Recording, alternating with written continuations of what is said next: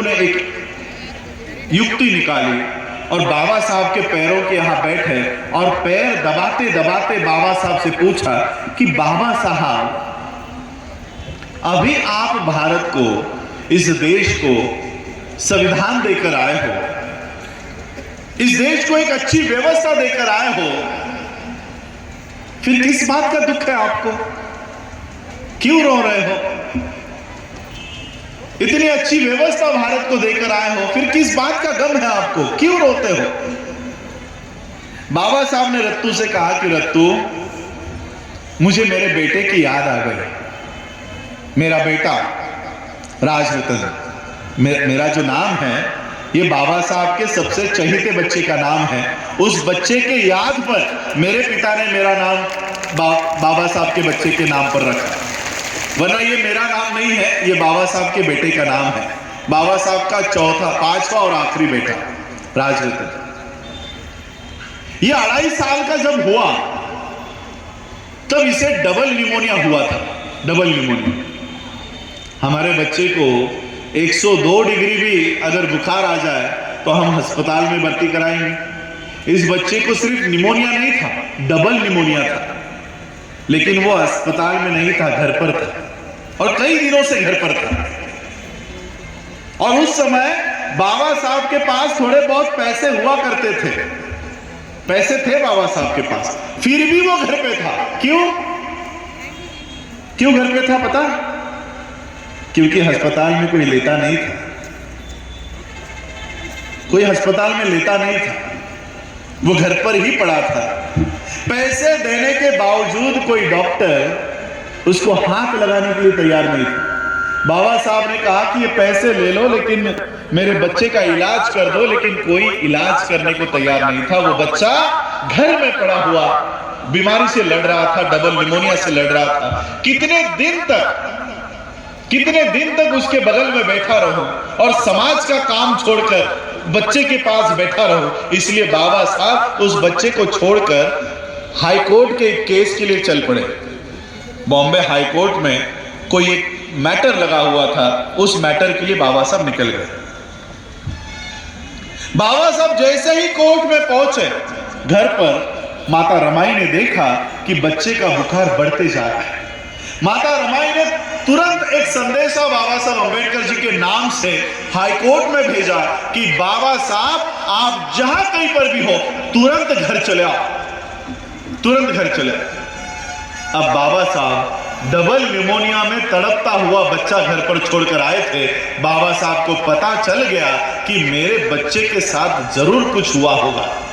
बाबा साहब अपना सारा काम छोड़कर तांगा करके जिस चाली में बाबा साहब रहा करते थे 10 बाय 10 के रूम में, बाबा साहब वहां पर टांगे से आए और भागते भागते अपने घर पे गए कि माता रमाई ने तुरंत बुलाया है, जरूर कुछ हुआ होगा। और बाबा साहब दौड़ते दौड़ते अपने घर पे गए, उस राज रत्न को उठाया और अपने गले से लगाकर उसको प्यार करने लगे। और प्यार करते करते पता चला कि ये बच्चा तो 2 घंटे पहले ही मर चुका है। ये बच्चा तो 2 घंटे पहले ही मर चुका है। और फिर बाबा साहब फूट फूट कर रोए, फूट फूट कर रोए। फूट फूट कर रोने के बाद बाबा साहब के कार्यकर्ताओं ने बाबा साहब को शांत किया। शांत करने के बाद एक कार्यकर्ता ने बाबा साहब से कहा कि बाबा साहब अब बच्चे पर अंतविधि करनी होगी, अंतविधि करनी होगी। उसके साहित्य के लिए, उसके कफन के लिए जो पैसे लगते हैं वो दीजिए ताकि हम वो सारा सामान लेकर आते हैं। शांत हुए बाबा साहब के कानों पर जब ये शब्द पड़े, तब बाबा साहब के जेब में उस बच्चे के लिए कफन लाने के लिए पैसे नहीं थे। बाबा साहब फिर फूट फूट कर रोने लग गए। बगल में माता रमाई खड़ी थी। माता रमाई को पता चला इन आंसुओं की वजह कुछ और है, इस रोने की वजह कुछ और है। माता रमाई को पता चला कि बाबा साहब के जेब में कफन लाने के लिए पैसे नहीं है।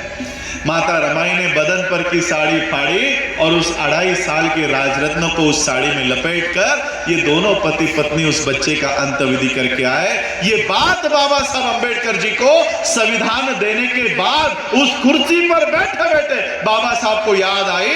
बाबा साहब नानक चंद रत्तू को कहते हैं कि रत्तू,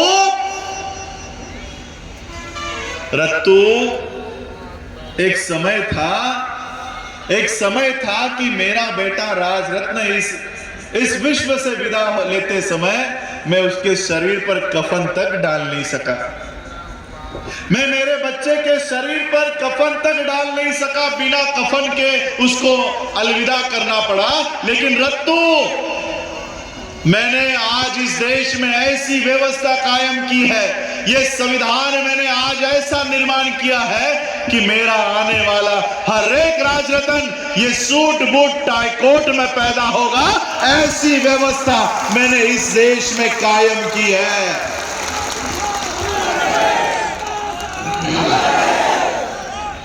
इसलिए मैं आज आप लोगों को कहना चाहता हूं, ये जो राजरत्न यहां खड़ा है ये बाबा साहब का वंशज नहीं है। ये जो मेरे सामने यहां पर बाबा साहब के बच्चे खड़े हैं ये बाबा साहब का असली वंश है। विचारों का वंश हम लोगों को आगे बढ़ाना है, विचारों के वंश को आगे लेकर जाना है। तथागत बुद्ध से चली आई हुई ये श्रृंखला बाबा साहब तक आई है, काशी राम जी तक आई है। ये श्रृंखला हमें आगे बढ़ाते रहनी चाहिए। समता की, बंधुता की, न्याय की, स्वातंत्र्य की लड़ाई हम लोगों को लड़नी है। ये केवल संविधान की लड़ाई नहीं चल रही, ये मनु के कानून के खिलाफ और बाबा साहब के कानून के खिलाफ ये जंग है। हम लोगों को देखना है कि इस देश में बाबा साहब के कानून के साथ कितने खड़े हैं और मनु के कानून के साथ कितने खड़े हैं। और मैं जब ये देखता हूं कि आज सिर्फ भारत में ही नहीं, चाहे वो लंदन हो, चाहे वो यूएस हो, चाहे वो कनाडा हो, ये पूरा विश्व आज मनु के साथ नहीं बाबा साहब के संविधान के साथ खड़ा है। बाबा साहब के संविधान के साथ इतनी बड़ी ताकत बाबा साहब हमें देकर गए हैं। इस ताकत को पहचानो। जातियों में, संगठन में, धर्म के नाम पर अलग अलग बिखरे बिखरे मत रहो, अलग अलग बिखरे बिखरे मत रहो।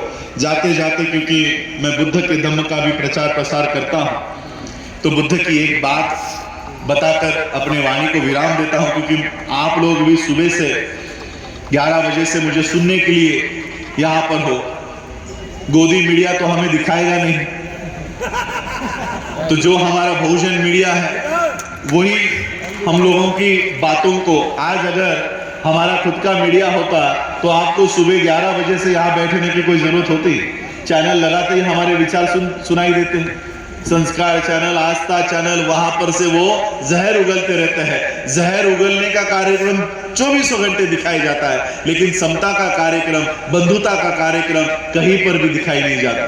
इसलिए अधिक समय, क्योंकि मैं भी अपनी स्वास्थ्य खराब होने के बावजूद यहां पर आया हूं, आप लोग भी यहां पर इकट्ठा हो, तो आपका भी और मेरा भी समय उसका चीज हो। इसलिए एक बात आप लोगों को बताना चाहता हूं। आज हम लोग अलग अलग जातियों में बैठे हुए हैं, आपस में ही लड़ रहे हैं। चमार, जाटव, वाल्मीकि, इस तरह से आपस में ही लड़ रहे हैं। अगर इसी तरह से आपस में लड़ते रहे तो हमारा हशर क्या होगा पता है? हमारा हशर क्या होगा? मैं बुद्ध की एक बात आपको बताना चाहता हूं। तथागत बुद्ध आप सब जानते हैं, वो चारिका किया करते थे। शायद हम लोग कुछ लोग बुद्धिज्म को नहीं जानते होंगे, तो उनको कहना चाहता हूं। चारिका मतलब वो किसी एक गांव में नहीं, चरित्र भिक्खवे चारिकम, इस तरह से ये आदेश बुद्ध का था और वो आदेश बुद्ध भी फॉलो करते थे। आज एक गांव में, कल दूसरे गांव में, कल तीसरे गांव में, ऐसे वो अपनी चारिका किया करते और धम्म का प्रचार और प्रसार पूरे विश्व में किया करते थे। और ऐसे ही चारिका करते करते तथागत बुद्ध एक गांव में आ पहुंचे। एक गांव में आ पहुंचे और गांव में आते ही उन्होंने देखा, उनके साथ उनका बौद्ध भिक्खु संघ था। जिस तरह से हमारा बौद्ध भिक्खु संघ यहां बैठा है, दरअसल मैं बौद्ध भिक्खु संघ से माफी चाहूंगा दरअसल आपको ऊपर बैठना चाहिए था और हमें नीचे होना चाहिए था। हमें क्षमा याचना चाहूंगा कि हमसे वो गलती हो गई, आयोजकों से वो गलती हो गई। तो ये संघ के साथ बुद्ध चल रहे थे। ये संघ एक गांव में आ पहुंचा और उन्होंने देखा कि ये कैसा बंजर गांव है, ये कैसा उजड़ा हुआ गांव है। यहां पे घर तो दिखाई दे रहा है लेकिन इंसान दिखाई नहीं दे रहे, आदमी दिखाई नहीं दे रहा, जानवर दिखाई नहीं दे रहे। ये जो पेड़ आप लोग यहां देख रहे हो, ये ऐसे पेड़ वहां पर दिखाई नहीं दे रहे थे। सारे बौद्ध भिक्षुओं ने तथागत बुद्ध से सवाल किया कि बुद्ध, ये कैसा गांव है, इस गांव के ऊपर क्या हुआ है, यहां के लोग कहां चले गए, यहां के पेड़ पौधे कहां चले गए, यहां के जानवर कहां चले गए। बुद्ध को भी इस बात का अवमान नहीं हुआ, अनुमान नहीं हुआ कि यहां के लोग कहां चले गए। बुद्ध ने सभी संघ के भिक्षुओं से कहा कि जाओ जरा देखो, एक एक घर में जाओ और एक एक घर में जाकर तहकीकात करो कि यहां क्या हुआ है, इस गांव के ऊपर क्या हुआ है, इस गांव के लोग कहां चले गए। सब बौद्ध भिक्षु एक एक घर में गए, तथागत बुद्ध भी एक घर में गए और घर में जाकर देखते हैं तो क्या, सभी लोग अपने अपने घरों में मरे पड़े हैं, मरे हुए हैं और अपने अपने घरों में पता नहीं कितने सालों से मरे पड़े हैं। उनके सिर्फ पिंजर उन घरों में पड़े हुए हैं, उनके पिंजर उन घरों में है। बुद्ध ने देखा, भिक्षुओं ने देखा और उन्होंने एक खास बात नोट की कि सभी जो पिंजर है वो एक गड्ढे में पड़े हुए हैं, गड्ढे में। सभी बौद्ध भिक्षु बुद्ध के पास आए और बुद्ध से पूछा कि हे तथागत, ये क्या दृश्य है, सभी लोग अपने अपने घरों में मरे पड़े हैं और विशेष सभी लोग एक गड्ढे के अंदर हैं। ये गड्ढा किसने खोदा, ये गड्ढे के अंदर जाने का रहस्य क्या है। तथागत बुद्ध ने कहा, तथागत बुद्ध ने सारा एनालिसिस किया और एनालिसिस करके उन्होंने कहा कि इस गांव के ऊपर पिछले 10-12 सालों से बारिश नहीं हुई, इस गांव के ऊपर पिछले 10-12 सालों से बारिश हुई नहीं और बारिश ना होने की वजह से पहले पेड़ पौधे मरना शुरू हुए, गांव में से जानवर चले गए और यहाँ के लोग, क्योंकि ये घर उनके हैं, ये जमीन उनकी है, ये गांव उनका है, इसलिए वो गांव छोड़कर जाना नहीं चाहते थे, इसलिए वो गांव में ही रहे और पानी के तलाश में हर एक व्यक्ति अपने अपने घर में कुआं खोदना वो शुरू कर दिया। पानी की तलाश में वो अपने ही घर में कुआं खोद रहे थे और कुआं खोदते खोदते वो अपने ही घर में मर गए और आज उस गड्ढे के अंदर इन सब के पिंजर वहां पर दिखाई दे रहे हैं। सभी लोगों के पिंजर उस गड्ढे के अंदर इसलिए है। बौद्ध भिक्षुओं ने तथागत बुद्ध से सवाल किया कि हे तथागत, क्या ये सब लोग जीवित नहीं रह सकते थे, क्या ये सब लोग बच नहीं सकते थे। बुद्ध ने कहा अवश्य बच सकते थे, ये सभी लोग जिंदा रह सकते थे अगर इस गांव के लोग इकट्ठा होकर एक ही कुआं अगर खोदते तो ये सभी लोग जिंदा रह सकते थे। अगर एक कुआं खोदते तो सब जिंदा रहते। आज यही परिस्थिति हम लोगों के ऊपर है। देश का संविधान खतरे में है, हम लोगों की आजादी खतरे में है, हम लोगों की व्यवस्था खतरे में है, लेकिन हम लोग इकट्ठा होकर